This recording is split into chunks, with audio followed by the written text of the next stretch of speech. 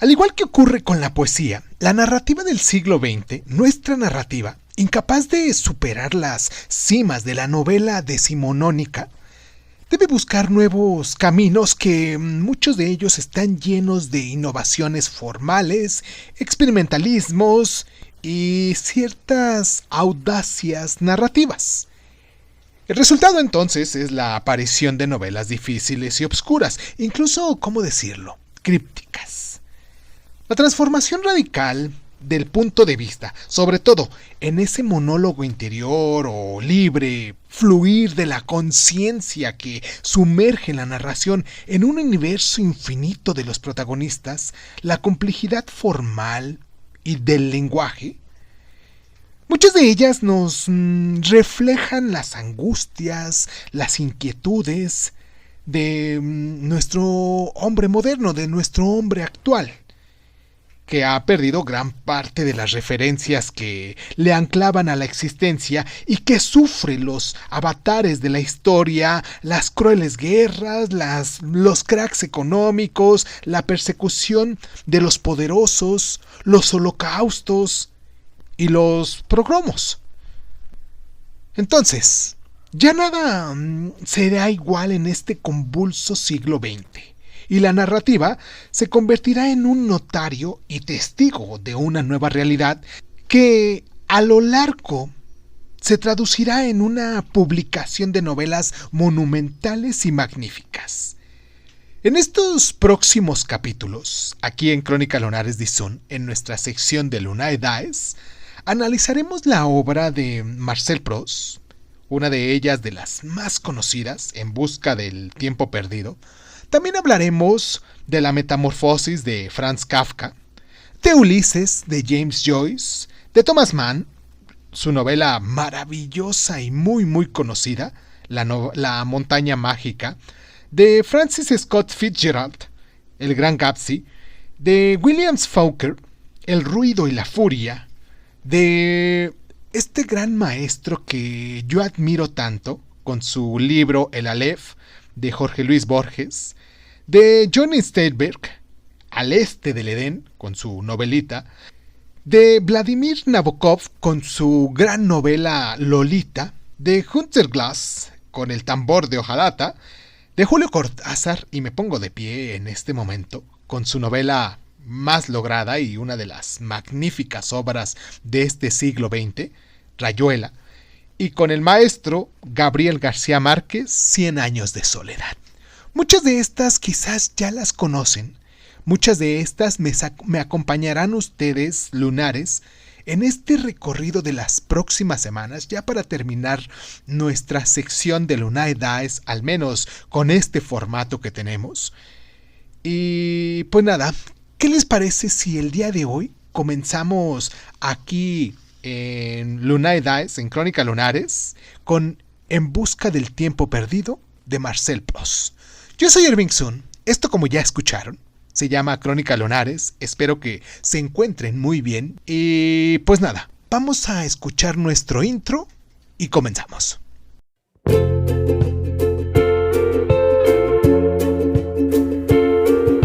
Hola, bienvenidos a Crónica Lunares de Sun. Yo soy Irving Sun, escúchanos en tu plataforma favorita. Y si quieres tener acceso preferente, dale al botón de membresías en YouTube y ahí encontrarás audios exclusivos para miembros de este canal. Y sin más ni más, ¿qué tal si comenzamos?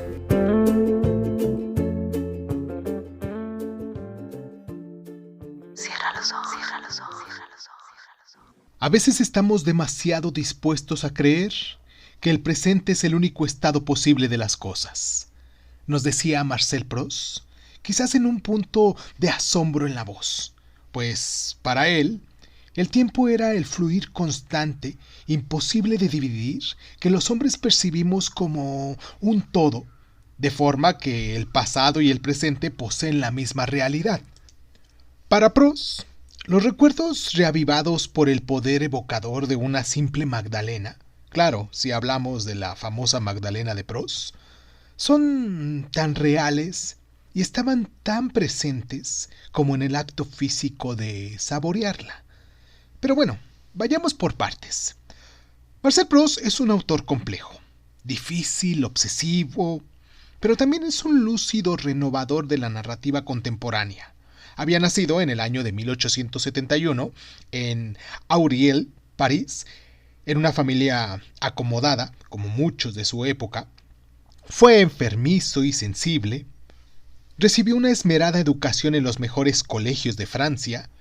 Comenzó a estudiar Derecho en la Sorbona, pero se sentía demasiado atraído por la regalada vida de la alta burguesía parisina, demasiado fascinado por los placeres mundanos como para concentrarse en los estudios, y prefería frecuentar los salones de moda y también participar en las tertulias literarias, como muchos también. En realidad, la vida despreocupada del brillante joven escondía una profunda indecisión. Proust, muy sensible al éxito social, dudaba entre emprender una carrera diplomática, lo que le aseguraría una vida mundana, o dedicarse a la literatura, actividad que para él solo era posible realizar en, como decían, la obscuridad y el silencio. Esto es, sin contacto con el mundo placentero y despreocupado que tanto le subyugaba. Eligió la literatura e hizo honor a su compromiso. Se retiró del mundo para dedicarse a escribir, y en 1896 publicó su primera obra, Los placeres y los días, que pasó, claro, sin pena ni gloria. Después las cosas se complicaron. Ya en 1905 falleció su madre, con la que tenía un lazo muy unido. Proust, profundamente deprimido, se encerró en su piso de París y se dedicó en cuerpo y alma a su gran proyecto, el libro del cual hablaremos el día de hoy a detalle, En busca del tiempo perdido. Durante años, prácticamente aislado en una habitación con las paredes forradas de corcho, trabajando de noche, ingiriendo cantidades colosales de café y redactando las más de 3,000 páginas de los 7 tomos de su obra maestra, y ya en 1919, la publicación de su segundo tomo, A la sombra de las muchachas en flor, le valió el premio Goncourt. Este gran autor, este gran personaje, falleció en 1922 de una bronquitis. Los últimos volúmenes de sus obras fueron publicados por su hermano Robert, tras ya su fallecimiento. ¿Qué tal si en este momento vamos a hacer una pequeña pausa? Pero es una pequeñísima pausa para que ustedes se pongan en contacto con nosotros, para que nos dejen sus mensajes, para que nos sigan en las diferentes plataformas que tenemos. Nos pueden encontrar como Crónica Lunares de Izun en todas y cada una de ellas. Recuerden, estamos en Facebook, en Instagram, en YouTube, en Twitter. Bueno, y nos pueden descargar también en las diferentes plataformas de audio y podcast, como las más conocidas. Spotify, iTunes, y en Speaker, en iHeartRadio, en Google Podcast. Cualquier lugar donde ustedes nos busquen así como Crónica Lunares de Izun, ahí nos encuentran. Vamos a hacer nuestra primera pausa de aquí del programa, como les comento, y regresamos ahora sí de lleno con esta obra, esta gran obra, que es extensísima, pero también un poquito complicada, pero vamos a tratar de desmarañarla. ¿Les parece? Vamos a nuestra pausa y regresamos.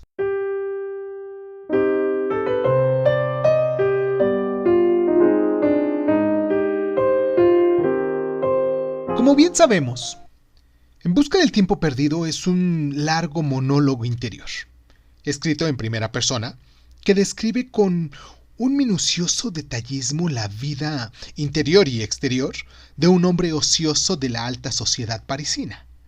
En esta obra, que está formada por 7 novelas, algunas de un solo volumen y otras divididas en 2, como por ejemplo El camino de Swann, que es la primera, la publicó en 1913 y contiene las claves de la forma de escribir de Proust, lo que es el conocido monólogo poético, la reflexión, entre tantas otras cosas. El simple hecho de saborear una magdalena provoca en Charles Swann, el protagonista, una, ¿cómo decirlo?, una larguísima cadena de recuerdos que le retrotraen a su infancia y al descubrimiento de la vida aristocrática de los duques de Gourmans. A la sombra de las muchachas de flor, que es su segundo volumen, publicada en 1919, cuenta las aventuras del adolescente Charles Swann durante sus vacaciones en el balneario de Baalbek, donde conoce a una muchacha llamada Albertine, que le inicia en el despertar sexual. En el siguiente libro, El mundo de Gourmans, publicado en 2 volúmenes, ya fue en 1920 y en 1921, que es su tercera obra, como ya dijimos, se centra en los duques de Gourmans, y en ella nuestro autor nos presenta un retrato desolador de la frivolidad y la decadencia de la aristocracia francesa en las últimas décadas del siglo XIX. Y pues bueno, en esta obra reaparece Swann y Albertine. En su cuarta obra, que es Sodoma y Gomorra, también que se publicó en 2 volúmenes, uno de ellos en 1921 y el otro al siguiente año, en 1922, continúa con la demoledora crítica de la aristocracia. Un conjunto de individuos profundamente viciosos, corruptos y depravados que se dedican a la exclusiva de satisfacer sus sentidos. En esta obra narra la pasión del barón de Charlus por el violinista Morel y se replantea el amor de Swann por Albertine, ya que ésta ha estado manteniendo relaciones con Madame de Villeapérisis. En su quinta obra, la llamada La prisionera, que esta apareció en 1923, ya después de la muerte de Proust, Albertine y Swann viven juntos en París. Swann ya no la ama, claro, pero no puede vivir sin ella, y sufre de celos porque sospecha de su lesbianismo. Y cuando el barón de Charlus organiza una velada con Morel como violinista, Swann teme que Albertine acuda para verse con su amante y le prohíbe ir. Albertine, que por supuesto es muy técnica en sus decisiones, pues acude a esta fiesta.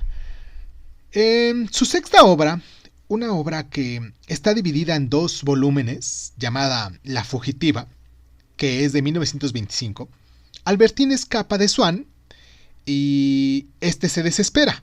Intenta recuperarla, pero ella muere en un accidente, y tras su fallecimiento, Swann descubre que Albertine se relaciona con varias mujeres, que se despreciaba a sí mismo y que esperaba que él la redimiese.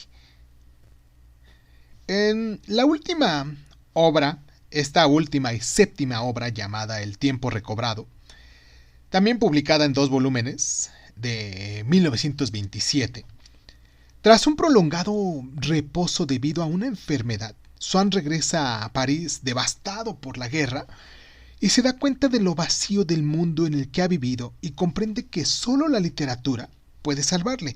Comienza entonces a escribir una gran obra que con ello tratará de redimirse, pero que no es sino la que concluye con este volumen. Y pues vamos a nuestra pausa y regresamos con nuestras claves de lectura.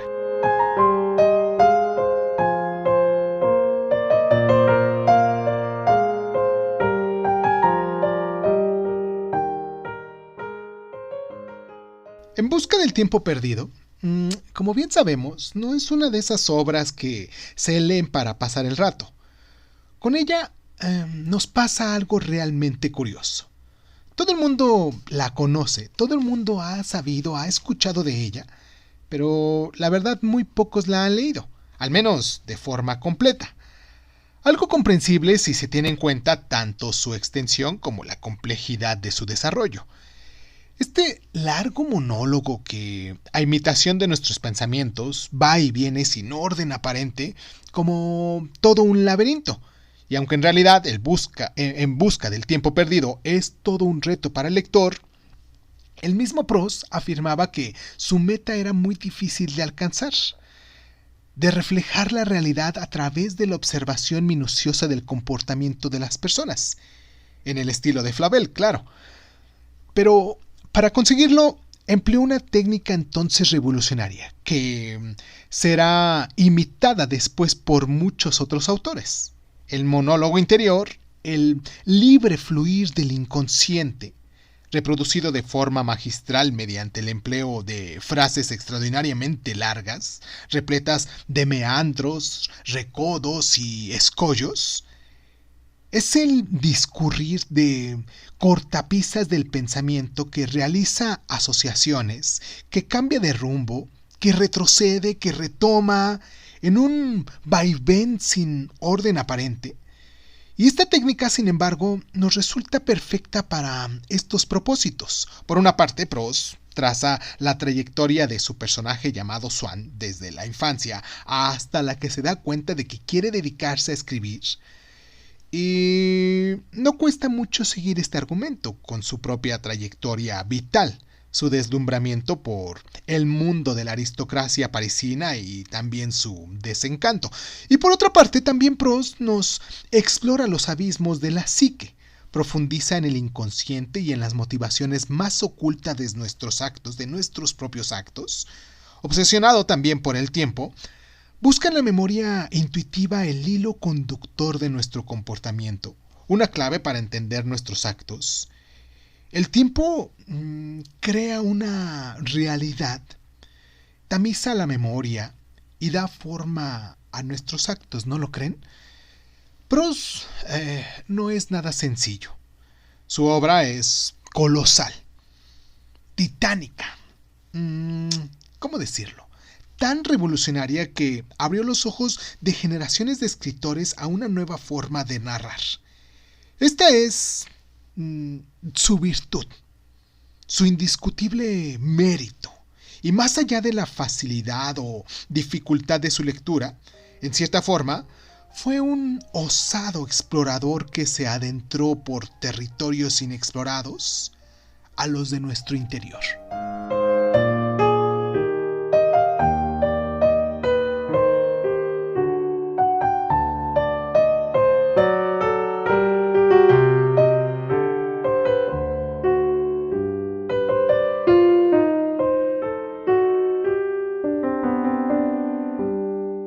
Proust era tan extremadamente detallista que sus primeros lectores no sabían bien cómo reaccionar ante lo que se encontraban.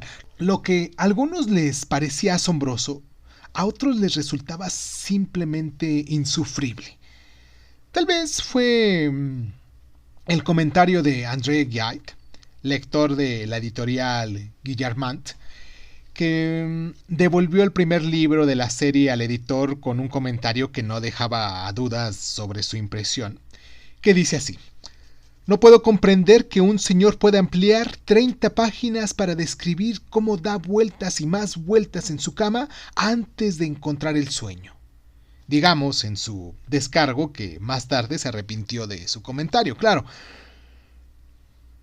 Su propio hermano era también consciente de las dificultades que encerraba la obra de Proust y decía lo siguiente: lo triste es que las personas tengan que estar muy enfermas o tengan que haberse roto una pierna para disfrutar de la ocasión de leer En busca del tiempo perdido. Y claro, no le faltaba razón. La frase más larga tiene 424 palabras. Si la midiéramos, alcanzarían los 4 metros de longitud.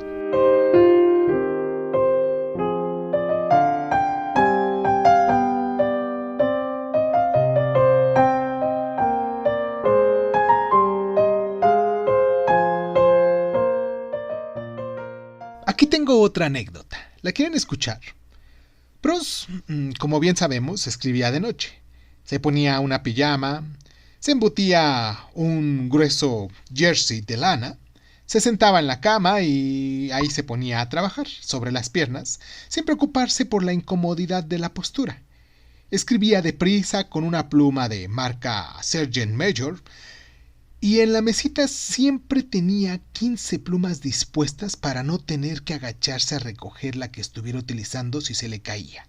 Lo que al parecer debía de ser bastante frecuente, porque si no, no tendría tantas, ¿no? También tenía en la mesita 2 tinteros de vidrio y un reloj de péndulo. Así, aguantaba hasta las 7 de la mañana, hora en la que solía caer rendido por el sueño y el agotamiento.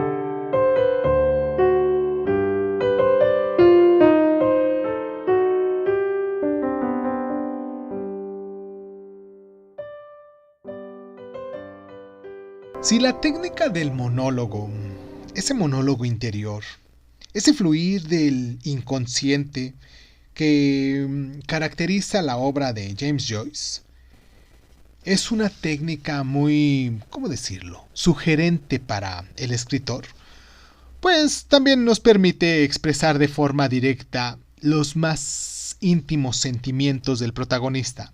El vaivén del pensamiento que conforma nuestra más personal realidad. No fue Joyce, si lo viéramos de un modo, el primero en usarla, bien lo sabemos.